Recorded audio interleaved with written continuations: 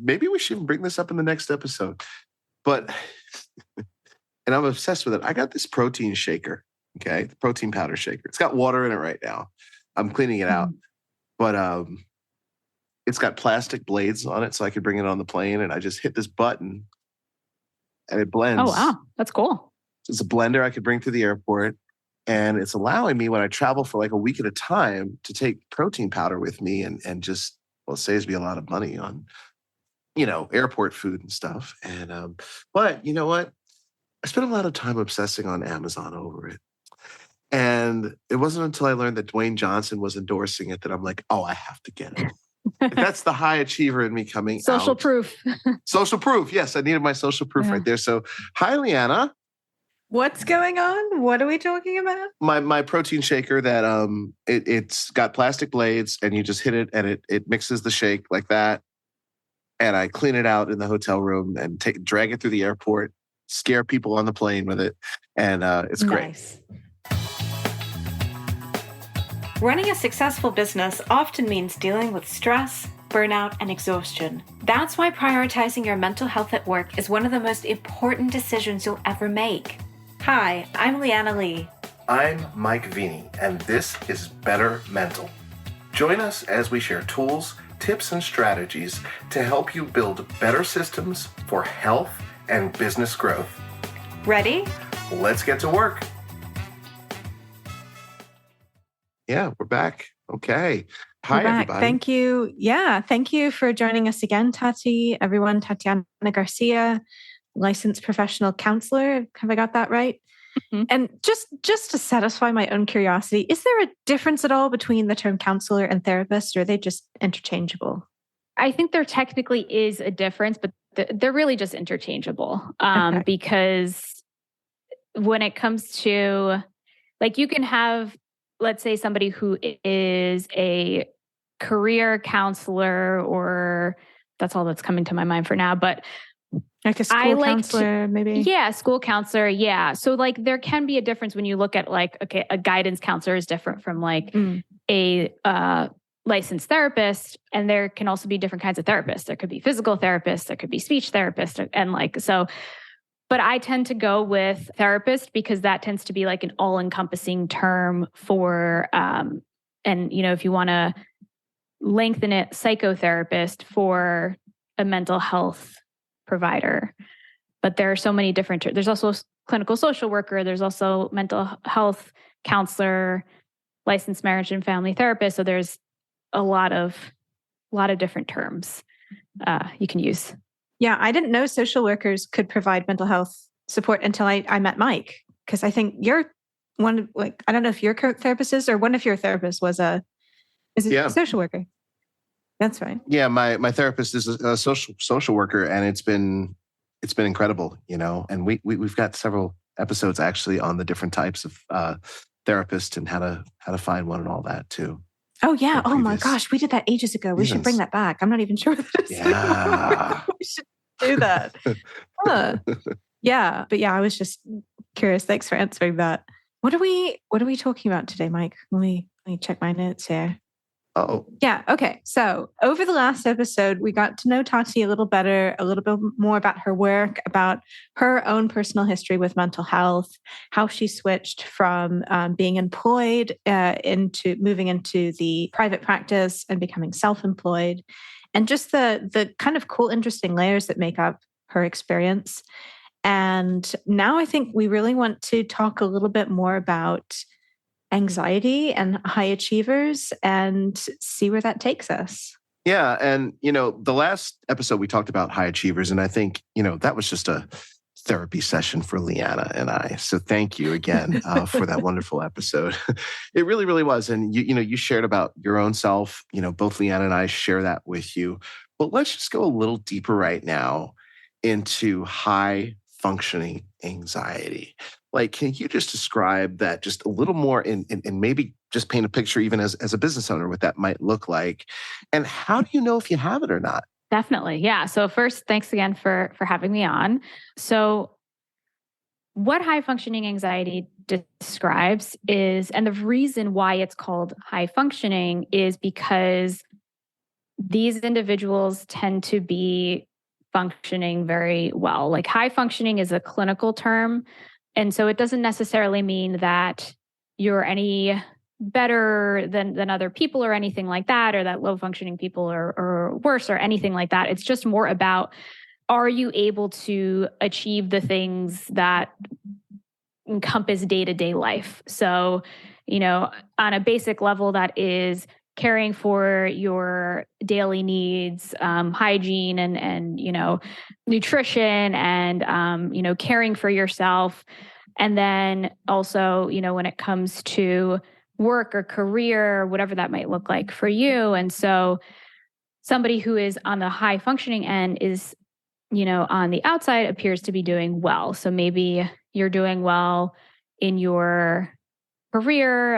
You are high achieving. So you're somebody who's very goal oriented. You might be very ambitious, and you might appear to other people on the outside like you have it all together.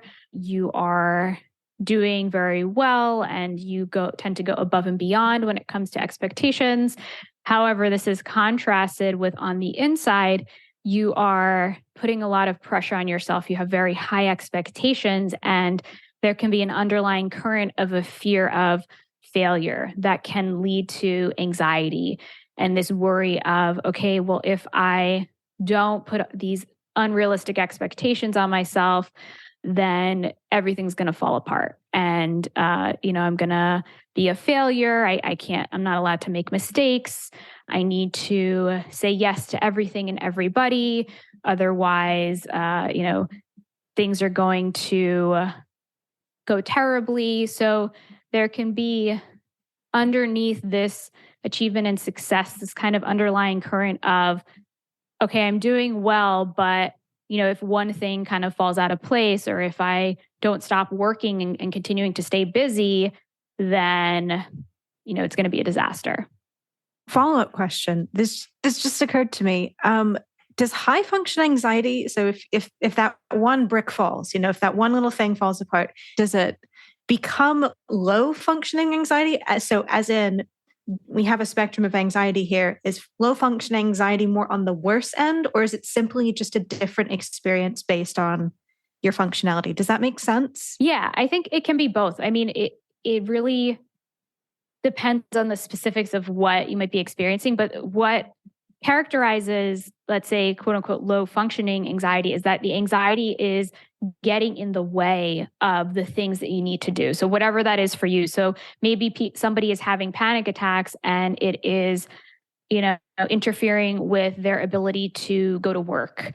And, they're not able to go to meetings because they have this such intense anxiety. And so it's having a negative impact on their career. Or, maybe somebody is having such strong anxiety, it's negatively impacting their relationships or their ability to care for themselves. So that's really what signifies that quote unquote low functioning anxiety, but that can be characterized as like an anxiety disorder. And the thing with high functioning anxiety is it tends to be the opposite. Whereas with somebody who's in the place of experiencing an anxiety disorder, the anxiety is often leading to avoidance. So it's holding them back. So maybe if it's social anxiety, they're avoiding going to parties or social situations that make them anxious, or they're avoiding, doing certain things at work or at school because they make them anxious. Whereas with high functioning anxiety, it's the opposite.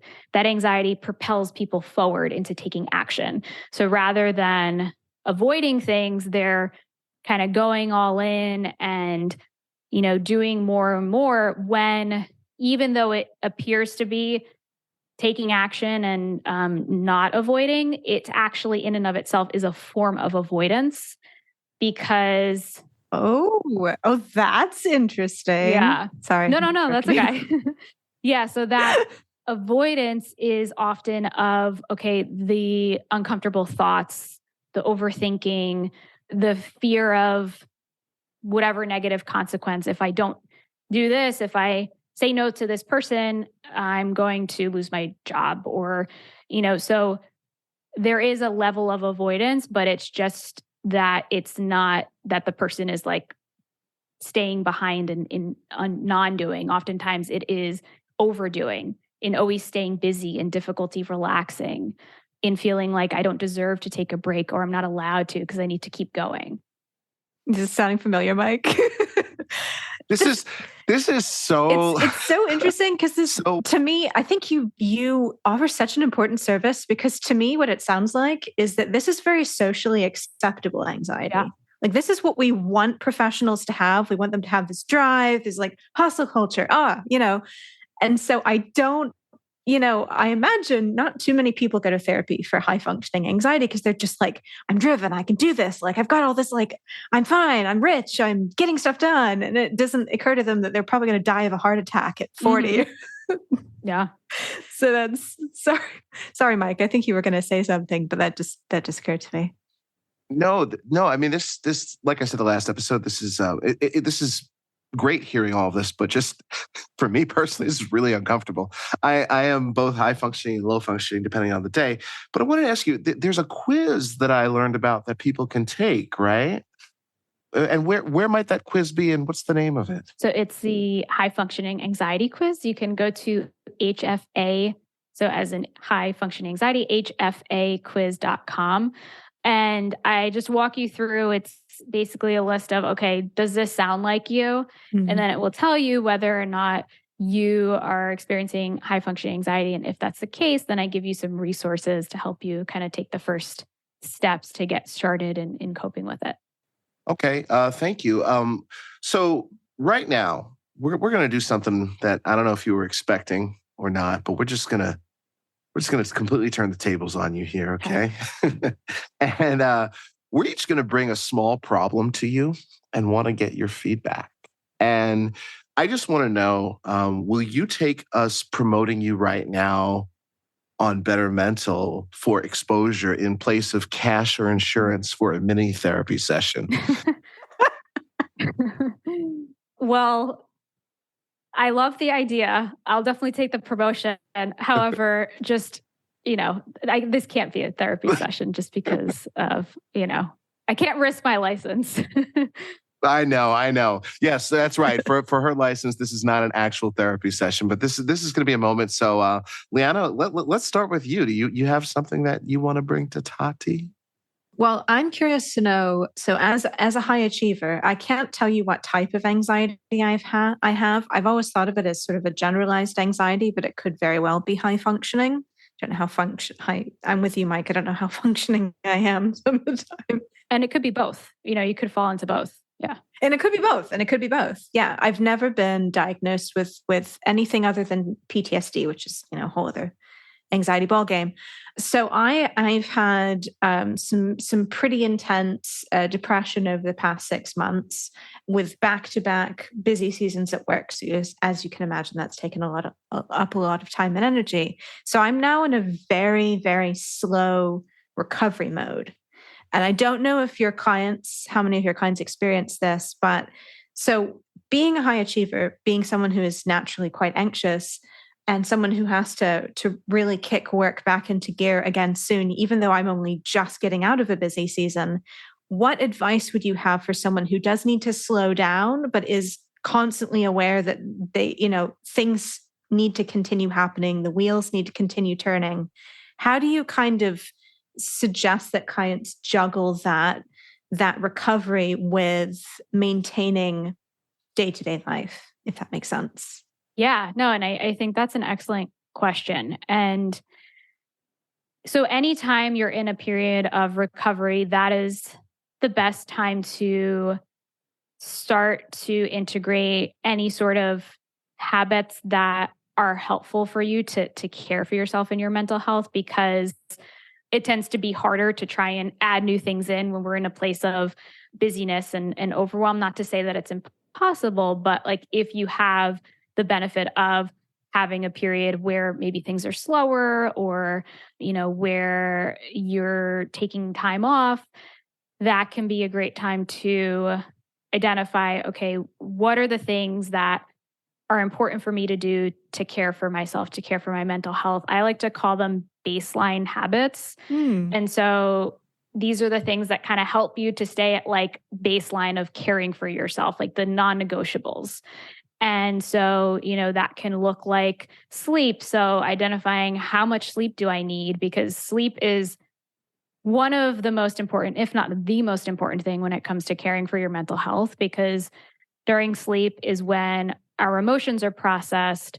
It is when, our body works through stressful things in our dreams, and when, hormone levels are kind of recalibrated, and all of those things, if you're not getting that, can then lead to increased anxiety, increased depression. So, identifying I need to get this much sleep a night in order to be, fully functioning human being, or, in order to have the energy that I need.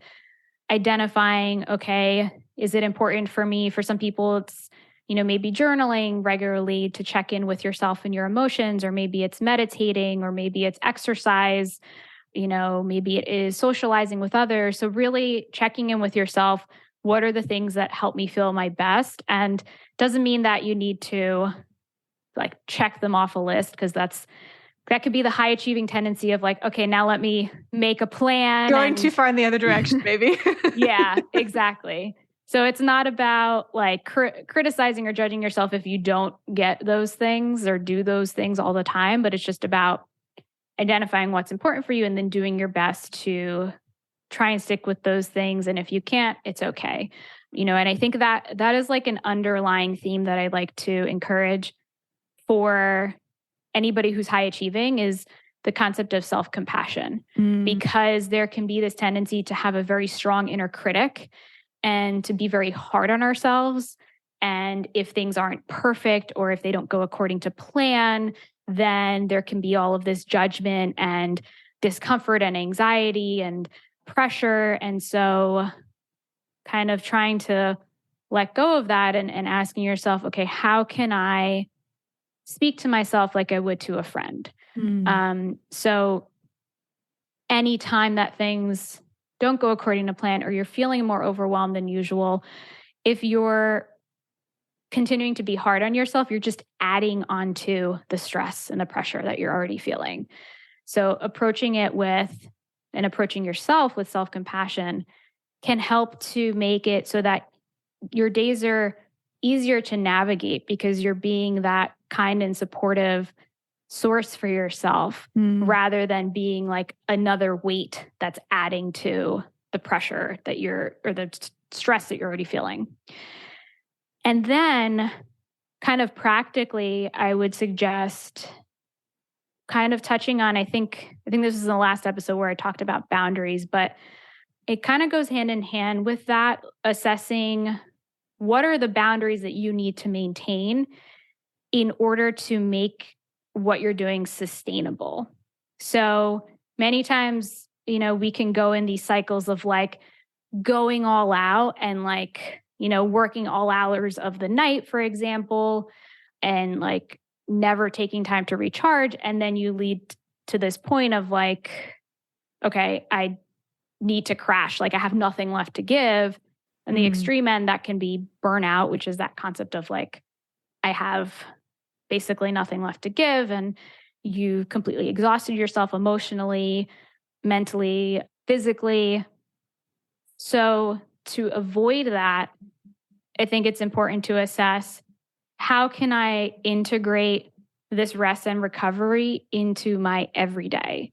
And maybe that looks like, how can I integrate joy and fun into my day-to-day? If you tend to be somebody who's very like, okay, I need to get things done. So that's going to look different for different people, but maybe it's like, taking an afternoon walk and, taking the time to get away from work and away from your desk and away from the stress. Or maybe it is, I enjoy watching TV on my lunch break, for example, or throughout the day. And this would be something in the past where I would be like, God, you're so lazy. Like you're not being productive. Like watching TV, that's such a waste of time. But that was like the old inner critic. But now it's like, okay, this is a way that I can wind down and enjoy myself and make it so that I am recuperating and recharging my energy in between like the hours that I'm working, for example. I know I just went on like a long tangent, but what are your thoughts on? No, I've been taking notes. Thank you so much for that. It sounds like I've been neglecting my business planning a little bit, but it sounds like with my end of quarter planning, I need to do some mental health review and planning. Maybe quarterly mental health planning is a good idea. Mike, we should talk. But I would take up, thank you so much for that, Tati. I would take up more of your time because I think Mike has a little problem to bring to you too. And I have no idea what it is. He wouldn't tell me. It's weird. As I'm about to say this, like I'm feeling so anxious right now because I'm anxious for the answer. And it actually goes a little bit with what Leanna was talking about. But sometimes when I get to having free time where I know I'm done, I don't have to worry about anything. Inbox might even be to zero, free email. I have trouble just being in the moment and just being present with it and not having something to do. And it really becomes problematic. What are some of your thoughts on that? So first, you are absolutely not alone. This is something I hear very commonly in the individuals with high functioning anxiety that I support. That difficulty with relaxing, with slowing down. And I think, so one aspect of it can be going back to that inner critic I spoke about before. Many times we can have what are called limiting beliefs that are kind of the background music. I like to call them like the background music in our mind. Like they may not be something that we're fully consciously thinking about, but they may be beliefs that we have learned through society or through our upbringing or through past experiences, such as, like, I think you mentioned before, like hustle culture, or, taking a break means I'm lazy, or, I need to always be productive. So there can be all of these beliefs that are inaccurate, but they feel very real and can be attached to a lot of judgment.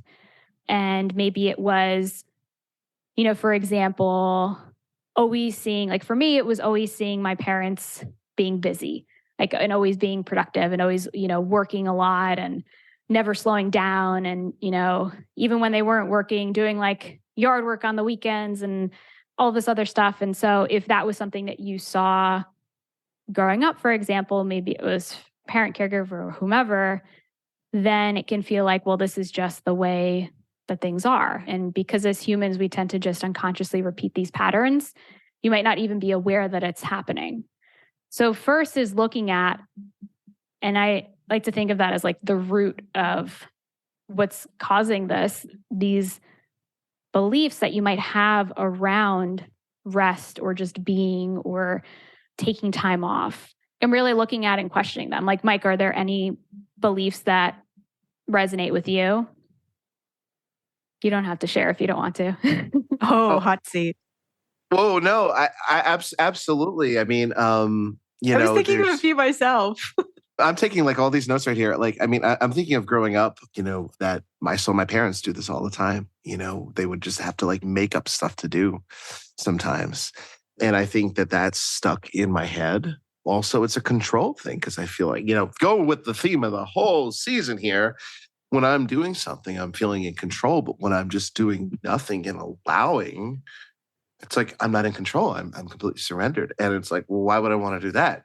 Because then it brings up all this other anxiety. And no, this was really, really helpful. And I started writing down some other ones, and I don't want to take up too much time with them. But Tati, oh my gosh, thank you so much. This has like been so therapeutic for me. And I now want to just turn it back over to Leanna to bring it back to anxiety and the theme of our season. I was thinking, this explains why my husband doesn't like to do anything on the weekends, and I want to make him clean the house. So I should explore that a bit more with myself. Anyway, yeah, some interesting insights there. So thank you for that. It's getting me thinking. But yeah, so we've brought some problems to you. We've talked a little bit more about what high functioning anxiety looks like. So I'd love to tie that back to our control theme for the season. In your podcast, Calmly Coping, you talked about control as a consequence of anxiety. So I'd love to explore that just a little bit. Can you talk a little bit more about the relationship between anxiety and this need for control in high achievers? Yeah, absolutely. And I think, so one key is uncertainty, because anxiety tends to come from uncertainty. My anxiety just spiked the second you said uncertainty. Gosh. Like, oh.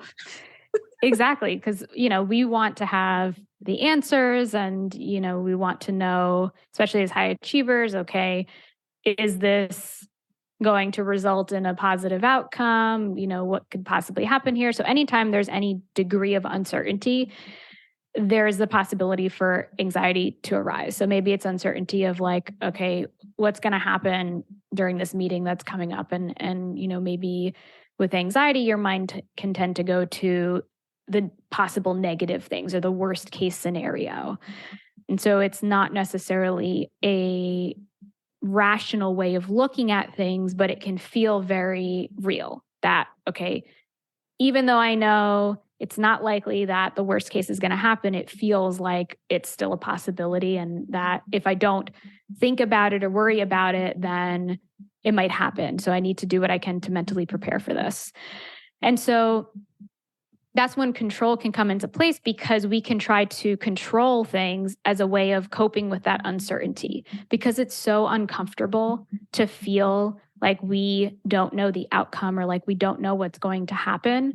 And, uncertainty is an inevitability of life, but we can try to control our environment. We can try to control ourselves, other people, as a way of trying to manage that internal discomfort with just not knowing. So it can help us to feel like, well, at least I have control over this. And this isn't necessarily happening consciously, but it's the intention behind it can be, I don't know what's happening here, but at least I have control over this or these variables. And so it can look like, and one way it shows up for me is like obsessively checking my calendar and like wanting to make sure that, okay, I know what's coming up and I have control over my time and what's going to happen. For some people, it can look like trying to control the people around you, and not necessarily, not in an abusive or malicious way, and if that is the case, then, that's definitely something that it's important to get support for. Definitely not. I wish I'd said this a sentence earlier now. Yeah. I do need help for this, but no, I'm definitely one of those people who tries to manage. Yes, Mike. Yes, we will wrap up soon. Thank you. And he is trying to control us right now. Yeah. Yeah. But anyway, like whatever that can look like, it can be a way of trying to manage the discomfort that we feel inside. So it can sometimes bring a peace of mind, but if it's things that we don't have control over, which is basically anything outside of ourselves, then it can feel, it's like this false sense of control. So like, okay, I feel like I have some control over something, but it's really not. It's really just kind of putting a Band-Aid on whatever it is that you're feeling anxious about. Yeah, I think throughout this season, we've struggled with the word control, and we're trying to like replace it with the word manage, even though it doesn't necessarily fit.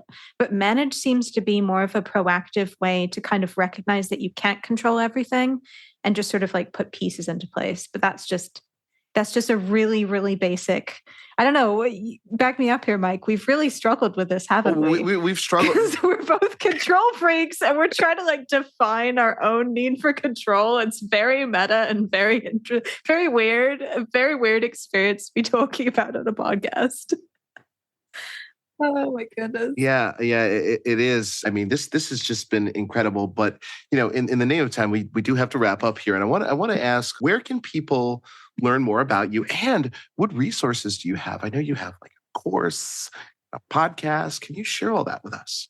Yeah. So my podcast is called Calmly Coping. So you can find that wherever you listen to podcasts. I also upload the episodes to YouTube.